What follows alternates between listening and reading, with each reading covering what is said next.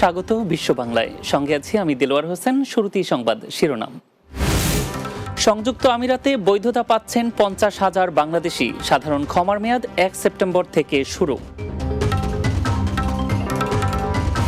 কোটা আন্দোলনের সহিংসতায় ইন্টারনেট বন্ধে কমেছে রেমিটেন্স, দাবি প্রবাসী কল্যাণ প্রতিমন্ত্রীর। বিদেশে বিক্ষোভ আন্দোলনে দেশের ভাবমূর্তি নষ্ট। এবং বিদেশগামীদের দেশের সত্যায়িত পাবলিক ডকুমেন্ট অন্য দেশে সত্যায়ন লাগবে না, বছরে বাঁচবে 600 কোটি টাকা।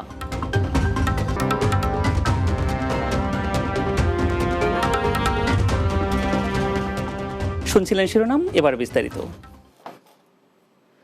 সংযুক্ত আরব আমিরাতে বসবাসরত অবৈধ প্রবাসীদের জন্য 2 মাসের সাধারণ ক্ষমা ঘোষণা করা হয়েছে। সামাজিক যোগাযোগ মাধ্যম এক্সে এ তথ্য জানিয়েছে দেশটির সরকার। সাধারণ ক্ষমার মেয়াদ 1 সেপ্টেম্বর থেকে শুরু হবে বলে জানানো হয়েছে ওই বিবৃতিতে। এতে যেসব অভিবাসীদের রেসিডেন্সি ভিসার মেয়াদ শেষ হয়ে গেছে তারা নতুন ভিসার জন্য এই সময়সীমার মধ্যে আবেদন করতে পারবেন। কেউ যদি এই সময়সীমার মধ্যে আমিরাত ত্যাগ করতে চান তারাও কোনো প্রকার জরিমানা প্রদান ছাড়াই দেশ ত্যাগ করতে পারবেন। স্থানীয় সংবাদ মাধ্যম জানিয়েছে সরকারের এই পদক্ষেপের ফলে উপকৃত হবেন দেশটিতে বসবাসরত প্রায় 50,000 বাংলাদেশি অভিবাসী, যাদের ইতিমধ্যে বসবাসের মেয়াদ শেষ হয়ে গেছে।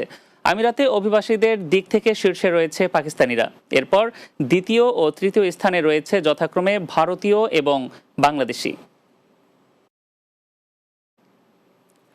ঈদ পরবর্তী মাস এবং কোটা আন্দোলনের সহিংসতা ঘিরে ইন্টারনেট বন্ধ থাকায় রেমিটেন্স কম এসেছে বলে জানিয়েছেন প্রবাসী কল্যাণ প্রতিমন্ত্রী শফিকুর রহমান চৌধুরী। বাংলা টিভিকে দেয়া একান্ত সাক্ষাৎকারে তিনি এসব কথা বলেন। বিভিন্ন দেশে কোটা আন্দোলনে বিক্ষোভ হওয়া প্রসঙ্গে মন্ত্রী বলেন, দেশের ভাবমূর্তি নষ্ট করতে একটা বিশেষ শ্রেণী এসব ঘটনা ঘটিয়েছে। মাহমুদ রুবেলের প্রতিবেদন, ক্যামেরায় ছিলেন তারিকুল ইসলাম খোকন। অস্থিরতা, 5 দিনের ইন্টারনেট ব্ল্যাকআউট এবং 3 দিন ব্যাংক বন্ধ থাকার কারণে রেমিটেন্স প্রবাহ কমেছে অনেকটা। বাংলাদেশ ব্যাংকের হালনাগাদ তথ্য বলছে চলতি মাসের 21 থেকে 27 জুলাই পর্যন্ত দেশে রেমিটেন্স এসেছে মাত্র $138 মিলিয়ন। বাংলা টিভির একান্ত সাক্ষাৎকারে এ নিয়ে কথা হয় প্রবাসী কল্যাণ ও বৈদেশিক কর্মসংস্থান প্রতিমন্ত্রী শফিকুর রহমান চৌধুরীর। তিনি বলেন, ঈদ পরবর্তী মাস এবং কোটা সংস্কার আন্দোলনকে ঘিরে অস্থিরতায় আগের তুলনায় রেমিটেন্স কম এসেছে। জুন মাসে গেছে ঈদ, এরপরে জুলাই কিছুটা ব্যাংক বন্ধ, এই যে অনলাইনের কিছুটা ব্যাঘাত ঘটেছে, রেমিটেন্স ঠিক হয়ে যাবে। সম্প্রতি কোটা সংস্কার আন্দোলনের সমর্থন জানিয়ে সংযুক্ত আরব আমিরাতে বিক্ষোভ করায় 57 বাংলাদেশিকে বিভিন্ন মেয়াদে শাস্তি দেয় দেশটির আদালত। এসব প্রবাসীদের ভবিষ্যৎ কি হবে এমন প্রশ্নে মন্ত্রী জানান, সেদেশের আইন অনুযায়ী তাদের বিচার হয়েছে, এটি তাদের রাষ্ট্রীয় বিষয়। এটা তো সরকারের ব্যাপার নয়, এটা লোক যে দেশে আছে সেই দেশের আইন মতো বিচার হয়েছে, সেই দেশের আইন মোতাবেক চলবে। বাংলাদেশের ভাবমূর্তি তারা নষ্ট করতেছে। এই যে যা কারা করলো, কার ইন্ধনে করলো, সেই জিনিসটা আমাদেরকে সবাইকে চিন্তা করতে হবে। প্রবাসীরা আর এই ধরনের ঘটনার সম্মুখীন না হন সে লক্ষ্যে বিভিন্ন দেশের রাষ্ট্রদূত সচেতনতা বাড়াতে কাজ করছে বলেও জানান প্রবাসী কল্যাণ প্রতিমন্ত্রী। দূতাবাস কাজ করতেছে, মানুষের সাথে আলাপ আলোচনা করতেছে, মিটিং করতেছে, সেগুলা দেখতেছে, দূতাবাস দেখতেছে, আমরা এখান থেকে বোঝানোর চেষ্টা করতেছি। বাংলাদেশ জনশক্তি কর্মসংস্থান ও প্রশিক্ষণ ব্যুরো বিএমইটির তথ্য বলছে, এখন পর্যন্ত বিশ্বের 168টি দেশে কর্মসংস্থান হয়েছে বাংলাদেশের কর্মীদের। এর মধ্যে দ্বিতীয় বৃহত্তম শ্রমবাজার সংযুক্ত আরব আমিরাত। মাহমুদ রুবেল, বাংলা টিভি, ঢাকা। নেদারল্যান্ডসে দেশের পক্ষে ইনস্ট্রুমেন্ট অব অ্যাকসেশন আনুষ্ঠানিকভাবে হস্তান্তর করেছেন পররাষ্ট্রমন্ত্রী ডক্টর হাসান মাহমুদ। এর মাধ্যমে দেশে পররাষ্ট্র মন্ত্রণালয়ের সত্যায়ন করা ডকুমেন্ট আর অন্য দেশে পুনরায় সত্যায়ন করা লাগবে না। ফলে প্রতি বছর বিদেশগামী বাংলাদেশিদের আনুমানিক 5 থেকে 600 কোটি টাকা সাশ্রয় হবে। মাহমুদ রুবেলের প্রতিবেদনে বিস্তারিত। সোমবার দ্য হেগ শহরে নেদারল্যান্ডস পররাষ্ট্র মন্ত্রণালয়ে আনুষ্ঠানিকভাবে the convention on abolishing the requirement of legalisation of foreign public document বা অ্যাপোস্টিল কনভেনশন 1961 এর পক্ষভুক্ত হয়েছে বাংলাদেশ। পররাষ্ট্র মন্ত্রণালয় থেকে পাঠানো এক বিজ্ঞপ্তিতে এই তথ্য জানানো হয়েছে। বিজ্ঞপ্তিতে বলা হয়, এখন থেকে বিদেশগামী ছাত্রছাত্রী, পেশাজীবী ও অভিবাসন প্রত্যাশীদের বিদেশে ভর্তি ও চাকরি পাওয়ার ক্ষেত্রে যে সকল পাবলিক ডকুমেন্ট সনাতন পদ্ধতিতে সত্যায়িত করতে হতো তা দ্রুততর, সহজ ও সুলভভাবে করতে পারবে। পররাষ্ট্রমন্ত্রী গণমাধ্যমকে জানান, সার্টিফিকেট বিদ্যমান কিউআর কোড দিয়ে বিশ্বের যে কোনো স্থান থেকে যাচাই করা যাবে। এতে বিদেশগামী ছাত্রছাত্রী এবং পেশাজীবীদের বিভিন্ন ধরনের হয়রানি ও ভোগান্তি সম্পূর্ণ দূর হবে।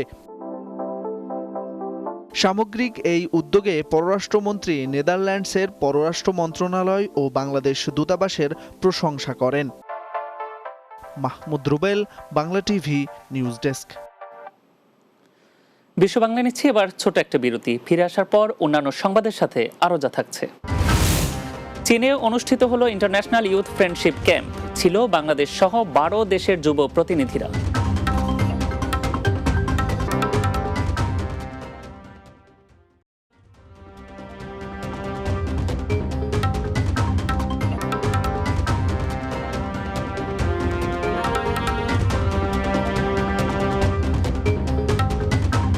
বিরতির পর আরও একবার স্বাগত বিশ্ব বাংলায়। তরুণদের সাথে নিংশিয়ার বন্ধন প্রতিপাদ্য নিয়ে চীনে অনুষ্ঠিত হয়েছে ইন্টারন্যাশনাল ইউথ ফ্রেন্ডশিপ ক্যাম্প। ক্যাম্পের উদ্দেশ্য ছিল দেশটির স্বায়ত্তশাসিত অঞ্চল নিংশিয়া ও বিদেশি দেশগুলোর মধ্যে পারস্পরিক সম্পর্ক বৃদ্ধি এবং উদ্ভাবনের নতুন নিংশিয়া পরিদর্শন করা। চীন প্রতিনিধি MS ইসলাম জানান, 26 থেকে 31 জুলাই পর্যন্ত 5 দিনব্যাপী এই ক্যাম্পটি অনুষ্ঠিত হয় নিংশিয়া হুই অটোনমাস রিজিয়নে। সমাপনী অনুষ্ঠানে ইউথ ক্যাম্পে অংশগ্রহণকারীদের মধ্যে সনদ বিতরণ করা হয়। এতে বিভিন্ন দেশের তরুণরা নিংশিয়া পরিদর্শনের মাধ্যমে পারস্পরিক আদান প্রদান এবং বন্ধুত্ব গড়ে তোলেন। তারা নিংশিয়ার বৈশিষ্ট্যপূর্ণ শিল্পের বিকাশ সম্পর্কে জানতে Yinchuan intangible cultural heritage exhibition centre, Ningxia Bairuiyuan wolfberry museum ও শাপথু ন্যাশনাল নেচার রিজার্ভ সহ বিভিন্ন জায়গা পরিদর্শন করেন। এছাড়াও পরিবেশগত সুরক্ষা, ঐতিহ্যবাহী সংস্কৃতি ও প্রথা এবং মরুভূমির ক্যাম্পে থাকার অভিজ্ঞতা অর্জন করেন। এই ফ্রেন্ডশিপ ক্যাম্পে বাংলাদেশ, শ্রীলঙ্কা, দক্ষিণ কোরিয়া, মঙ্গোলিয়া, জিম্বাবুয়ে, ইন্দোনেশিয়া এবং কাজাখস্তান সহ 12টি দেশের 34 জন যুব প্রতিনিধি এবং নিংশিয়া থেকে 13 জন চীনা যুব প্রতিনিধি অংশগ্রহণ করেন। বাংলাদেশের সাম্প্রতিক পরিস্থিতি তুলে ধরে ব্রিটিশ প্রধানমন্ত্রী বরাবর স্মারকলিপি দিয়েছে যুক্তরাজ্যের বঙ্গবন্ধু লেখক সাংবাদিক ফোরাম। বৃহস্পতিবার সংগঠনের 6 সদস্যের একটি প্রতিনিধি দল ব্রিটিশ প্রধানমন্ত্রীর অফিসের কর্মকর্তার হাতে স্মারকলিপিটি তুলে দেন। লন্ডন ব্যুরো চিফ চৌধুরী মুরাদের প্রতিবেদনে বিস্তারিত। সাম্প্রতিক বাংলাদেশে কোঠা আন্দোলনের নামে সন্ত্রাস, রাহাজানি, নৈরাজ্য, অগ্নিসংযোগ এবং সরকারি স্থাপনা ধ্বংসের প্রতিবাদে বঙ্গবন্ধু লেখক সাংবাদিক ফোরামের উদ্যোগে ব্রিটিশ প্রধানমন্ত্রীর কাছে স্মারকলিপি প্রদান করা হয়েছে। বাংলাদেশে যে কোটা আন্দোলনকে কেন্দ্র করে স্বাধীনতা বিরোধী এবং মৌলবাদীরা বাংলাদেশে যে হত্যাযোগ্য এবং ধ্বংসাত্মক কর্মকাণ্ড করেছে এবং সন্ত্রাস করেছে, এই বিষয়ের উদ্বেগ জানিয়ে আমরা 10 ডাউনিং স্ট্রিটে ব্রিটিশ প্রধানমন্ত্রীর নিকট আমরা স্মারকলিপি প্রদান করি বঙ্গবন্ধু লেখক সাংবাদিক ফোরামের পক্ষ থেকে। এই স্মারকলিপির মাধ্যমে বাংলাদেশে এসব নৈরাজ্যকর পরিস্থিতি বন্ধের দাবিতে সহযোগিতা করা এবং যারা এই বাংলাদেশের উন্নয়ন বিরোধী, স্বাধীনতা বিরোধী রয়েছেন তাদেরকে প্রতিহত করতে আন্তর্জাতিকভাবে ব্যবস্থা নেওয়ার পক্ষে এসব স্মারকলিপি প্রদান করা হয়।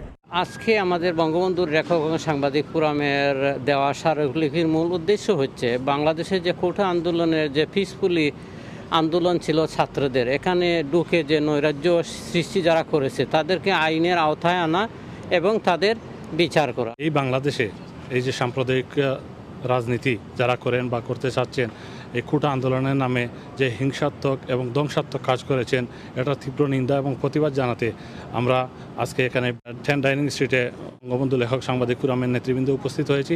সম্প্রতি বাংলাদেশে জামাত শিবির, বিএনপি এবং স্বাধীনতা বিরোধী চক্র কোটা আন্দোলনের নেপথ্যে যে হত্যাযজ্ঞ, যে নৈরাজ্য সৃষ্টি করেছে তারই প্রতিবাদে স্মারকলিপি প্রদান করেছি।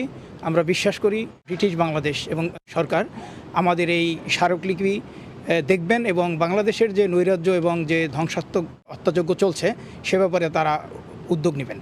যুক্তরাজ্যের 10 ডাউন স্ট্রিট থেকে Chowdhury Morad, Bangla TV news, London. শিক্ষার্থীদের কোটা সংস্কার আন্দোলনের তাপ লেগেছে প্রবাসের বিভিন্ন দেশে। যেসব বাংলাদেশিদের রেমিটেন্সের উপর নির্ভর করে দেশের অর্থনীতির চাকা, তাদের মনেই নেই শান্তি। দেশজুড়ে সহিংসতা, মৃত্যু, ইন্টারনেট বন্ধ, কারফিউ ও গ্রেপ্তারে প্রবাসীদের মাঝে সৃষ্টি হয়েছে উৎকণ্ঠা। সবাই প্রতিক্রিয়া ব্যক্ত করছেন সামাজিক যোগাযোগ মাধ্যমে। লেবানন থেকে বাবু সাহা জানান, লেবাননে রয়েছে প্রায় লক্ষাধিক বাংলাদেশি। প্রবাসের কর্মব্যস্ততার মাঝেও তারা খুঁজে বেড়ান পরিবারের জন্য একটু সুখ শান্তি। কিন্তু দেশে চলমান এই অস্থির প্রেক্ষাপটে ভালো নেই প্রবাসীরা। ইন্টারনেট সংযোগ বিচ্ছিন্ন, একসঙ্গে এত মৃত্যু ও ক্ষয়ক্ষতি লেবানন প্রবাসীদের করে তুলেছে বিমর্ষ। দেশে বিরাজমান পরিস্থিতির অবসান হোক, সর্বত্র শান্তি ফিরে আসুক, দোষীদের বিচার হোক, এমনটাই দাবি প্রবাসী বাংলাদেশিদের। বর্তমান বাংলাদেশের পরিস্থিতি নিয়ে আমরা খুব চিন্তায় আছি। দেশে কি হইতেছে না হইতেছে আমরা কোনো তথ্য পাই না। নেটও অনেক সময় পাওয়া যায়, অনেক সময় পাওয়া যায় না। আমাদের টাকাটা পর্যন্ত আমরা ঠিকভাবে বাড়াতে পারতেছি না। রেমিটেন্স পাঠায় দেশ ভালো থাকার জন্য, কিন্তু দেশের মানুষরা যদি ভালো না থাকে তাহলে আমাদের কষ্টের কোনো মূল্য নেই। আমরা চাই সব দিক দিয়ে যেন সমাধান হয়। সৌদি আরবের মক্কায় জাতীয় শোক দিবস উপলক্ষে বর্ধিত সভা অনুষ্ঠিত হয়েছে। মক্কা প্রতিনিধি শেখ রনি জানান, আওয়ামী যুবলীগ মক্কা শাখার উদ্যোগে এই আয়োজন করা হয়। সংগঠনের আহ্বায়ক শফিউল আলম মনির সভাপতিত্বে এতে উপস্থিত ছিলেন জাকির আলম জিকু এবং আবু তৈয়ব, ইব্রাহিম চৌধুরী বিল্লু, হাজি সুমন, হাসান জসিম, জাহিদুল ইসলাম, জাবের মিয়া ও মঞ্জুর আলম সহ আরও অনেকে। অনুষ্ঠানে জাতীয় শোক দিবস উপলক্ষে 5 সদস্যের কমিটি গঠন করা হয়।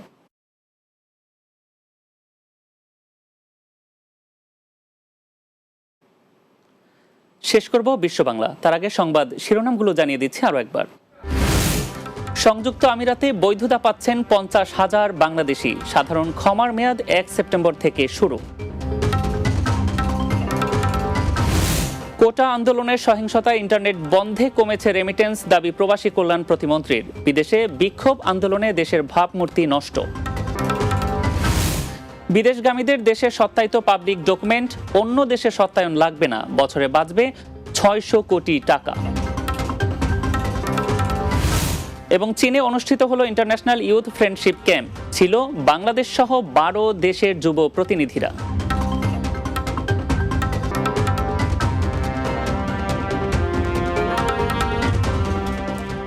এই ছিল বিশ্ব বাংলায়। এতক্ষণ সঙ্গে থাকার জন্য ধন্যবাদ সবাইকে।